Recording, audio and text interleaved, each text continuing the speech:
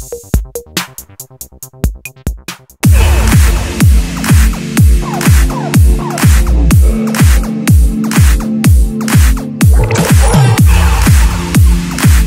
டஃப்பான டாஸ்க் இது ஆக்சுவலாக. பட் ஆனால் ராஜ்குமாரோட ஃபிலிம்னால கொஞ்சம் தைரியமாக இருக்குது.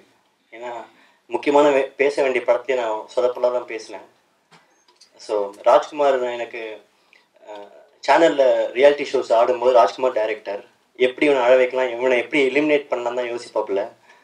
ஸோ அங்கேருந்து அந்த நட்பு இது வரைக்கும் வந்து இவர் படம் பண்ணும்போது அதை நான் கோரியோகிராஃபராக இருந்ததுக்கு ரொம்ப பெருமையாக இருக்குது. ப்ளஸ் முருகதாஸ் சார் சொன்ன மாதிரி இந்த படத்துக்கு நிறையா ஹார்ட் ஒர்க் பண்ணிட்டு நிறைய விஷயங்கள் அவருக்கும் தெரிய சொன்னார். அவருக்கு தெரிஞ்ச அளவுக்கு அது எனக்கும் தெரியும்.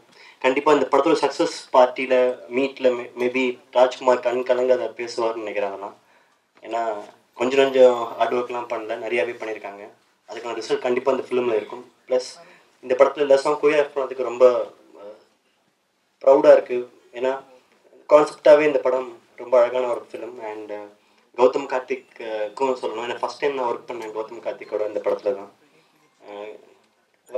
எல்லோரும் நான் பார்க்க கௌதம் கார்த்திக் மாதிரி இருக்குன்னு சொல்லுவார். ஆனால் இன்னும் அவதாரில் பாதி இருக்காப்புல அவர்.